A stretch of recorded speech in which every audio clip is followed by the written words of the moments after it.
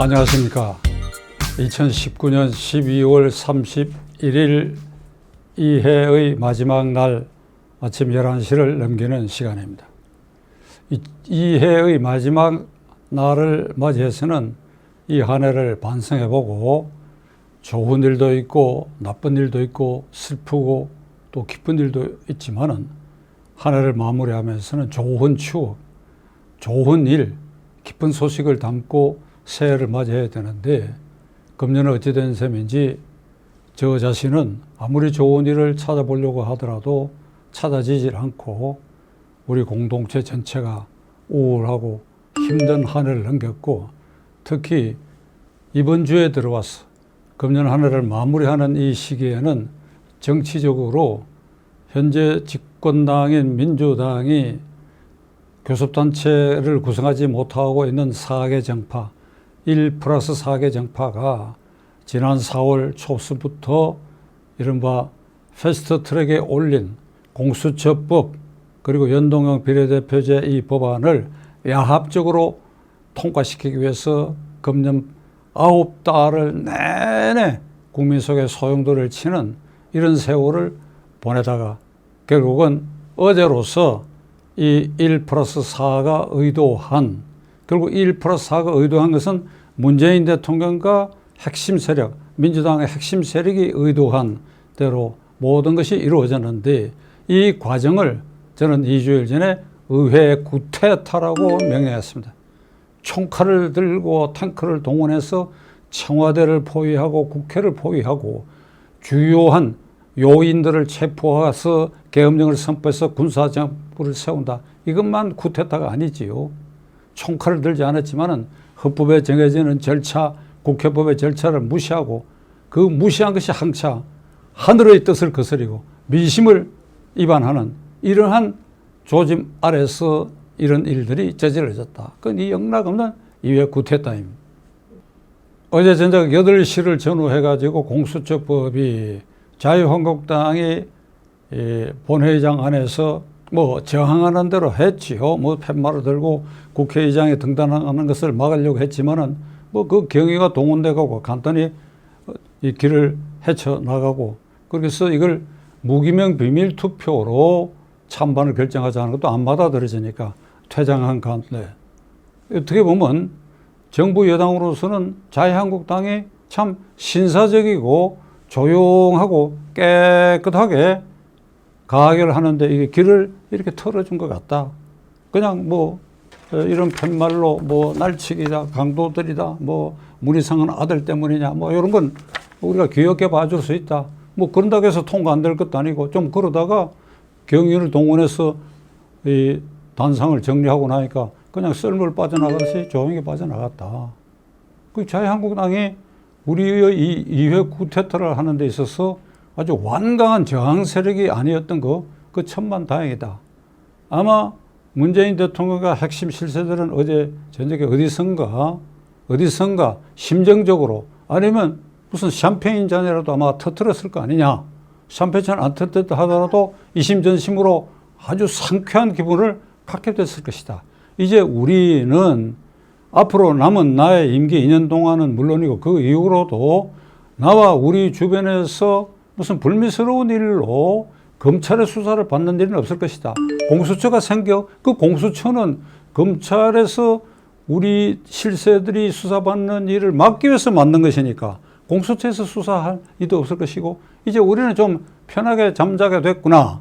무슨 송철호 게이트, 그 다음에 유재수 게이트, 그 다음에 조국 게이트 조금 일찍 터졌지만은 그것도 이제 마무리 단계에서 그것도 이 공수처를 빨리 법을 공포하고 그리고 업무를 빨리 개시하게 되면 그 뒤처리를 윤석열 검찰에 맡기는 것이 아니라 공수처로 이관시킬 수도 있을 것이다. 그러니까 이것도 유야무야로 끝날 수 있지 않겠느냐. 자, 이래는 편하게 됐다. 그리고 연동형 비례대표제로 국회의원 총선거도 1+4가 과반수로 확실히 넘기게 되었다. 잘하면 3분의 2 이석에도 달성하게 됐다. 우리는 만세다. 이런 심정에 있으시지 않습니까? 문재인 대통령. 그런 아주 나쁜 그런 마음에 오늘 2019년 12월 31일 마지막 날을 맞이하고 계신 것은 혹시 아닙니까? 아니고 거꾸로 우리가 이렇게 해서 성공은 했지만은 이게 두려운 일이다. 과연 만만한 자유한국당은 우리가 꺾고 물리쳤지만은 그 밖에 있는 민심, 내가 똑똑히 기억하는데 10월 3일 광화문 광장에 당군 일의 최대 인파가 모여갖고 문재인 물러가라, 문재인 탄핵하라는 이 소리, 이 끔찍한 소리, 이것은 소멸된 거 아니지 않느냐? 이런 두려움을 혹시 계속 갖고 계시는지 저는 그 점이 궁금합니다. 연동형 비례대표제 이번에 날치기로 통과된 거 그것은 헌법 위반되고 반국민적이며 그건 오히려 죽을 꾀를 낸 결과에 도달할 수도 있다라고 하는 것을 지난번에 제가 말씀드린 바가 있습니다. 자유한국당이 비례한국당을 만드는 그런 사태가 되면 의외의 결과가 올 수도 있다 하는 것을 말씀을 드렸습니다. 만약 그렇게 된다면 그들의 자업자득이지요. 공수처법은 청와대와 민주당의 핵심 실세들이 이렇게 얘기를 합니다. 나쁜 검사를 제재하고 징치하고 손볼 방법이 없지 않느냐. 검찰이 모든 수사기관의 최정점에서 마음대로 지휘권을 휘두르고 이러니까 검사의 부정행위 또 검찰이 무소불위로 날뛰는 이걸 제어할 방법이 없지 않느냐. 그러니 공수처를 만들 수밖에 없다. 그 검찰개혁의 핵심 꽃은 공수처를 만들므로써 검찰개혁은 완성되는 것이다. 이런 논리입니다. 이 논리가 옳은 논리입니까? 검사를 손봐야 되겠다. 나쁜 검사가 있다. 검찰이 무소불위한 권리를 휘두르고 있다. 그래, 그 검찰을 문재인 대통령과 그대들은 2017년 5월 10일 문재인 대통령이 취임하고 나서 2년여 동안에 적폐청산에 총동원해가지고 그대들의 입맛대로 이 검찰을 움직였잖아요. 그 2년 동안에는 검찰개혁이란 말을 한 번도 한 일이 있습니까? 실컷 써먹어 놔놓고 그래요. 적폐청산이라는 이름으로 전직 대통령 둘, 대법원장, 장관, 비서실장, 국가정보원장 등 110명을 사법 처리할 때 박수를 치고 우리 검찰 잘한다고 할 때는 검찰개혁이란 말이 하나도 안 나왔잖아요. 이 무소불위한 검찰, 대법원장도 잡아였고 전직 대통령 둘도 잡아였고 청와대 비서실장 장관도 잡아였는 이 무소불위한 검찰 이건 두려워서 안 되겠다. 개혁해야 되겠다. 그들 그때는 그 기간 동안 그 말 한 일이 있습니까? 그 말 한 일이 있습니까? 7월 달에 윤석열 중앙지검장을 총장으로 발탁하면서 문재인 대통령이 그동안의 적폐청산에 다대한 공로를 세워서 검찰의 새로운 이정표를 세운 공로자다. 앞으로 그것을 꿋꿋이 밀고 나가면서 살아있는 나의 권력, 문재인의 살아있는 이 권력에 대해서도 조금도 주저없이 수사하라. 이렇게 특명을 내렸지요. 그 특명을 내려가지고 그 특명을 따른다기보다도 여기저기 게이트가 불거지니까 열심히 하니까 아이고 이거 안 되겠다 이거 안 되겠다. 우리를 다 잡아가는 거 아니냐. 그래서 그대들이 공수처 설치가 검찰개혁이라고 국민을 기만하고 속이고 있지 않습니까? 나쁜 검찰, 무소불위한 권력을 휘두르는 검찰 이걸 손보고 이게 방송용으로 적절할지 모르겠습니다만은 국어사전에는 그런 말이 있으니까 이놈들을 조지기 위해서는 공수처 만들 필요 없지요. 그런 이유라면 특별법을 만들어야죠. 검찰을 조지는 법을 만들어야죠. 검찰청 법을 특별히 더 개정해갖고 특별조항을 넣어서 이러이러한 경우에 이 검사는 벌을 준다. 이러이러한 무소불위한 권력을 휘두를 수 없다. 그럼 검찰청법을 개정하든지 아니면 특별법을 만들어야죠. 공수처법을 왜 만듭니까? 공수처법을 만들어 놔놓고 그 수사 대상인 사람들 7,000명에서 8,000명 이 전부를 그대들이 정권 유지 안정을 위해서 전부 내 편으로 끌어들이고 내 편으로 안 끌어들여지고 복종 안 하는 놈은 공수처의 칼로 치겠다. 검찰은 그 한 부분에 지나지 않는다.